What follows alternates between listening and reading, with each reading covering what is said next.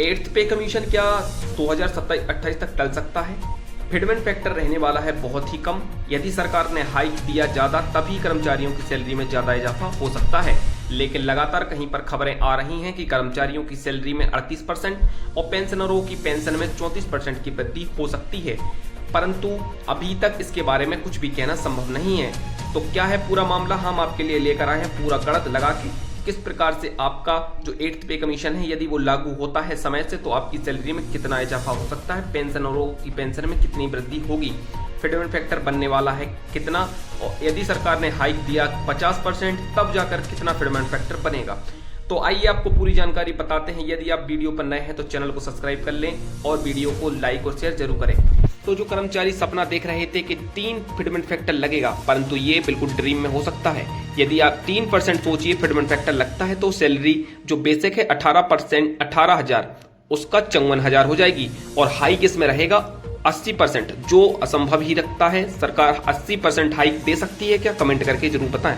इससे जो fitment factor बनेगा वो 2.57 रहने वाला है जो 7th पे कमीशन में था, और 14% का इसमें सरकार ने हाइक दिया था, जिसमें से 66% का इजाफा हुआ था कर्मचारियों की सैलरी में। तो क्या ऐसा ही हो सकता है आने वाली कर्मचारियों की सैलरी में? इसके बारे में अभी देखेंगे, पूरा विस्तार से पूरा गणित लगाएंगे किस प्रकार से फिटमेंट फैक्टर बनेगा, किस प्रकार से आपकी सैलरी में इजाफा देखने को मिलने वाला है। और यदि कर्मचारियों को जो टोटल बेसिक और डीए और एचआरए को यदि मिला दिया जाए तब जाकर आपकी पूरी सैलरी बन जाती है। तो फिटमेंट फैक्टर की गणना हम इस प्रकार से करते हैं कि आपकी बेसिक सैलरी बटे आपका जो बेसिक पे है उसको डिवाइड करते हैं, तब जाकर कहीं आपकी फिटमेंट फैक्टर निकलकर सामने आता है। तो जो इस समय फिटमेंट फैक्टर बन रहा है वो आपका 1.98 बन रहा है। यदि सरकार ने इसमें 50% का हाइक दिया तब जाकर कहीं आपका फिटमेंट फैक्टर 2.54 बन के अकॉर्डिंग बन सकता है। यदि सरकार ने 70% हाइक दिया तब जाकर कहीं आपका फिटमेंट फैक्टर 2.8 बन सकता है, लेकिन ये भी कहीं दूर दूर तक संभव नजर नहीं आ रहा है, क्योंकि इसमें जो आपकी सैलरी होगी उसमें 177% की वृद्धि हो सकती है, जो 50,490 रुपए तक पहुंच जाएगी।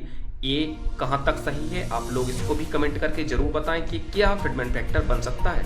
इसके बाद हम आपको बताते हैं कि किस प्रकार से इसकी गणना जो है सैलरी 1 जनवरी 2026 से बढ़कर लागू हो जाएगी, परंतु अभी तक एट्थ पे कमीशन का गठन नहीं किया गया है और ना ही टर्म ऑफ रेफरेंस जारी किया गया है, ना ही सीपीसी कमेटी का गठन किया गया है।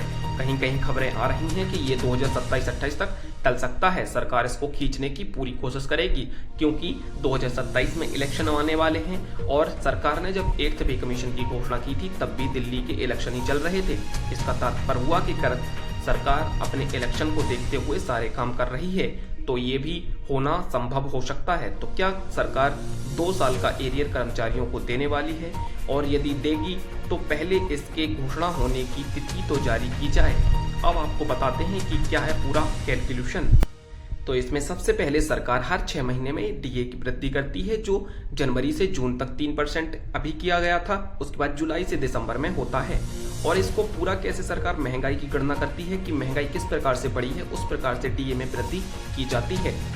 तो आप ये जान लीजिए कि जब 5वां पे कमीशन लागू हुआ था तब 40% तक सैलरी में वृद्धि की गई थी, और वहीं पर जब 6th पे कमीशन आया था तो सरकार ने उसमें फिटमेंट फैक्टर 1.86 लगाया था।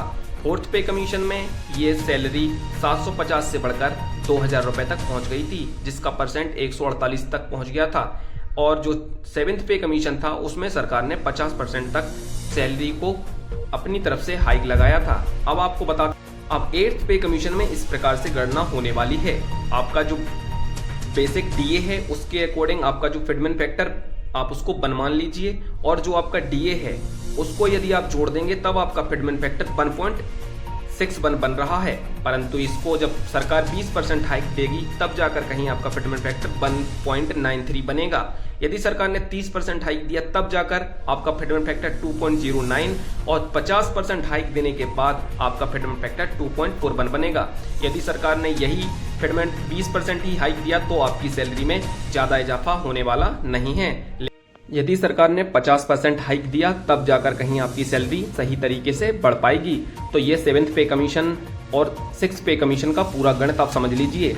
जो 6 पे कमीशन था उसका बेसिक पे 5200 रुपये था और ग्रेड पे 1800 रुपये था। जब डीए में 126% था तब जाकर कहीं वो टोटल सैलरी 8750 रुपये बनती थी और वहीं फिटमेंट फैक्टर 2.25 लगाया गया था। लेकिन सरकार ने अपनी तरफ से 14.3% का हाइक देकर इसको 2.57 पहुंचा दिया था। जो 7th पे कमीशन में जो बेसिक 7000 था उसको 2.57 से मल्टीप्लाई करके 18000 सैलरी बना दी थी जो बेसिक थी। उसके बाद डीए को 0 कर दिया गया था, परंतु यही होने वाला है 8th पे कमीशन में। डीए को 0 करके आपकी बेसिक सैलरी को पूरा डीए के साथ मर्ज कर दिया जाएगा। परंतु आप ये जान लीजिए, जो पहला पे कमीशन आया था वो 1996 में और दूसरा पे कमीशन आया था वो 1957 में और तीसरा पे कमीशन 1973, चौथा पे कमीशन 1986, पांचवा पे कमीशन 1996, छठा पे कमीशन 2006 और सातवां पे कमीशन 2016 में आया था। तो इस प्रकार से पे कमीशन की लगातार साल बाई साल गणना होती रही है। तो ये पूरी महंगाई का स्ट्रक्चर रहेगा, किस प्रकार से सरकार इसकी गणना करेगी। जितनी महंगाई होगी उसके अकॉर्डिंग सरकार इसको अपने आधार पर जो हाइक लगाती है वो देती है। यदि सरकार हाइक देती है तब जाकर सैलरी बढ़ेगी। फिटमेंट फैक्टर इसमें ज़्यादा मायने नहीं रखेगा क्योंकि फिटमेंट फैक्टर वैसे ही कम बन रहा है। तो इस प्रकार से जो महंगाई होगी उसका पूरा कैलकुलेशन जो कमेटी बनेगी वो इसका पूरा कैलकुलेशन करेगी और सरकार को अपनी रिपोर्ट सौंपेगी। परंतु अभी तक कमेटी का गठन नहीं किया गया है। और इसमें एक चीज देख लीजिए, जो पेंशनर हैं उसकी सैलरी में भी इजाफा देखने को मिल सकता है। 6 से 7,000 रुपए का उनकी पेंशन में वृद्धि हो सकती है यदि 8th पे कमीशन लागू होता है समय पर। उसके बाद आपको ये गणना पूरी समझ में आ जाएगी कि ये देखिए महंगाई का पूरा स्ट्रक्चर एक होता है, किस प्रकार से कितनी महंगाई बढ़ी हुई है उसको अपने मद्देनजर रखते हुए जो कमीशन की कमेटी होती है वो पूरी रिपोर्ट सरकार को सौंप देती है। उसके आधार पर ही पूरा गणना और कैलकुलेशन सरकार बैठकर करती है। ये देखिए, जो बेसिक सैलरी है वो 44,280 रुपए की उम्मीद लगाए बैठे हैं कर्मचारी। तो क्या इस प्रकार से सैलरी बन सकती है जो लेवल वाइज सैलरी दी गई है? परंतु ये संभव होता नजर नहीं आ रहा है क्योंकि सरकार इसको बढ़ाने के मूड में नजर नहीं आ रही है। ये देखिए, जो 7th पे कमीशन था और 8th पे कमीशन दोनों में कितना फर्क हो रहा है। सरकार ने 7th पे कमीशन में 18,000 बेसिक और 8th पे कमीशन में 44,280 बेसिक की उम्मीद लगा के बैठे हैं।